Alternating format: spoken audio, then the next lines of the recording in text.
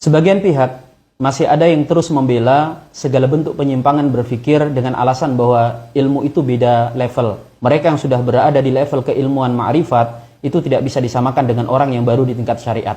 Di sini yang kita perlu tahu kemudian teman-teman sekalian, bahwa tidak ada istilah ilmu ma'rifat dan hakikat kalau itu menyelisihi syariat. Dan sebenarnya istilah ma'rifat dan hakikat itu adalah bagian daripada ilmu syariat juga. Itu hanya istilah saja. Apa dikira bahwa ilmu hakikat, ilmu ma'rifat itu tidak dipelajari dalam syariat agama kita? Ada pelajarannya.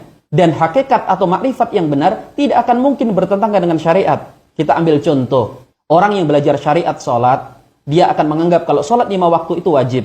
Artinya kalau dia mengerjakan, dia diberikan pahala. Kalau dia meninggalkan, dia akan kena dosa. Sehingga orang kadang tidak berani meninggalkan sholat karena dia takut dengan dosa tersebut. Mereka yang sudah ma'rifat itu akan menganggap sholat tidak wajib lagi. Nah, di sini ada pemaknaan yang baik, ada pemaknaan yang buruk. Yang benar adalah apa? Seseorang yang sudah mengenal hakikat sholat, dia tidak akan menganggap sebagai kewajiban, karena dia akan menganggap sebagai kebutuhan. Kalau orang lain menganggap sholat itu berat, setiap tiba waktu sholat, dia terbebani. Tetapi justru dia yang sudah mengenal hakikat sholat menanti-nantikan tibanya waktu sholat karena dia rindu bertemu dengan Tuhannya. Ini makna tidak wajibnya sholat yang benar, tidak bertentangan dengan syariat. Tetapi kalau kemudian tidak wajibnya sholat dianggap bahwa seseorang yang sudah tingkat hakikat, dia tidak perlu sholat lagi karena sudah merasa dekat dengan Tuhan, atau dia menganggap levelnya sudah berbeda. Kalau orang syariat sholatnya masih jentat-jentit, kalau dia sholatnya sholat hati, ini sesat. Mau dicarikan pembenaran seperti apapun, tidak akan ada ulama yang membenarkan sholat dengan cara seperti ini. Logikanya, kalau ada orang yang sudah tingkat hakikat, itu boleh tidak sholat, seharusnya orang yang pertama kali tidak sholat adalah Nabi Muhammad SAW dan juga para aulia dari para ulama-ulama terdahulu. Tetapi faktanya yang sampai kepada kita, Rasul itu sholat hatta tatafatara qadamah. Beliau sholat sampai kakinya bengkak. Yang selanjutnya, jangan kita mengira bahwa ulama yang setiap hari berbicara tentang bab tazkiyatun nufus, bab hati, atau bahasan-bahasan yang menjelimet, berarti dia ahli ma'rifat. Sedangkan ulama yang mengajarkan fikih, hadis, bicara bab akidah, kita anggap ini ulama syariat, levelnya masih level kulit. Jangan salah paham seperti itu.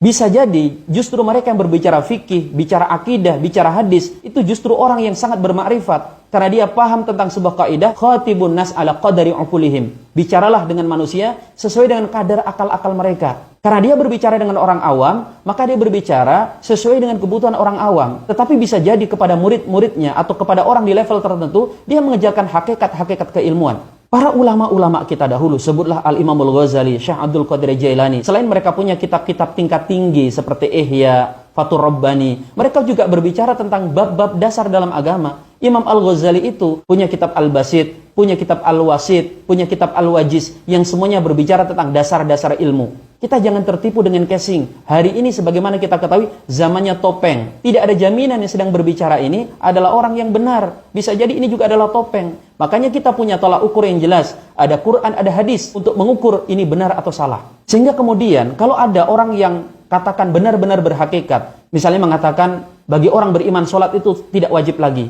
Maksud beliau adalah sholat itu kebutuhan. Tapi masyarakat awam menjadi salah paham, wajib bagi ustadz yang lain meluruskan. Berarti ustadz itu salah. Ya, ustadz itu mungkin saja salah karena dia tidak maksum. Loh, tapi kan kok nyalah-nyalakan ustadz yang lain? Yang dia salahkan bukan ilmunya, yang dia salahkan adalah metodenya. Yang dia salahkan adalah cara ustadz itu menyampaikan di tempat yang tidak tepat.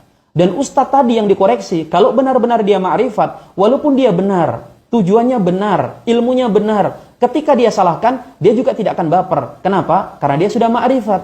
Dia akan menganggap ketika dia disalahkan, dia memang tempatnya salah. Yang benar itu hanya Allah. Nah, itu kalau ma'rifat.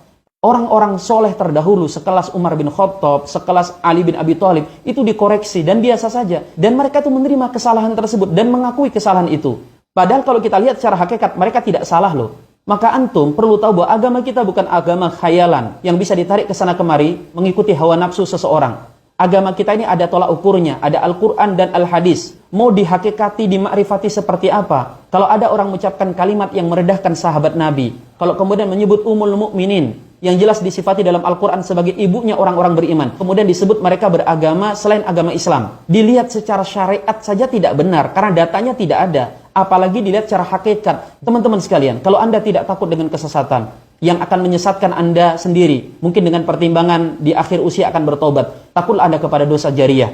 Takutlah jika kesesatan yang Anda ikuti dan Anda bela itu akan diikuti oleh banyak orang dan mensesatkan orang-orang tersebut. Kalau Anda tidak peduli dengan mereka yang tersesat dan masuk neraka gara-gara Anda, dan Anda juga tidak peduli kepada nasib Anda di akhirat, takutlah kepada anak-anak Anda, kepada keturunan Anda yang akan mengikuti kesesatan Anda. Keuntungan sebesar apa sih yang hendak Anda harapkan dari membela segala bentuk kesesatan tersebut?